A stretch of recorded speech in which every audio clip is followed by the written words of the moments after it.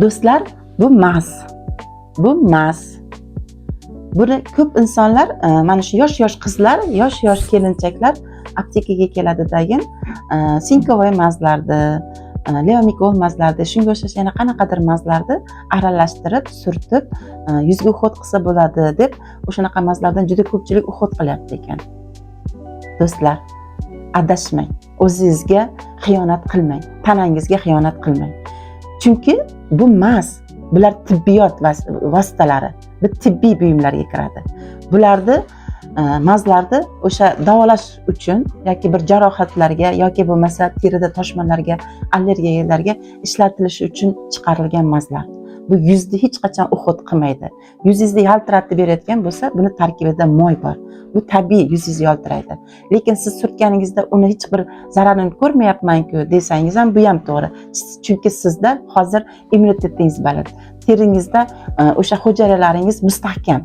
O'shani hisobiga ular o'sha surtgan narsangizni, mazni ko'tara oladi. Lekin uni ichida siz nima bo'layotganini bilmaysiz-ku. Bu qonga so'ralyapti, u tanangizga so'ralyapti.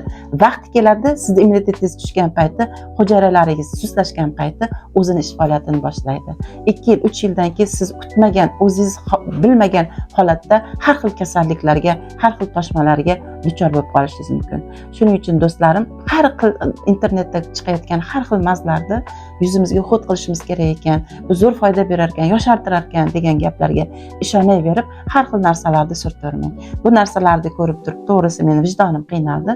Buni sizlarga aytgim keldi. Chunki meni yonimga allergiya toshib ketib, qichimalar bo'lib, yomon yuziga ishgan holatlari ham kelgan insonlar bo'lyapti. Shuning uchun ro'za Ramazon oylarida buni sizlarga bildirmoqchi bo'ldim.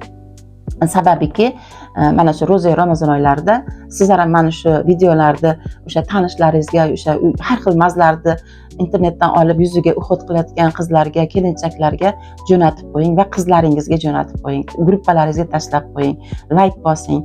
Ro'za Ramazon oylarida kimgadir yordamimiz tegayotgan bo'lsa, siz ham biz ham savobga qolamiz, do'stlar.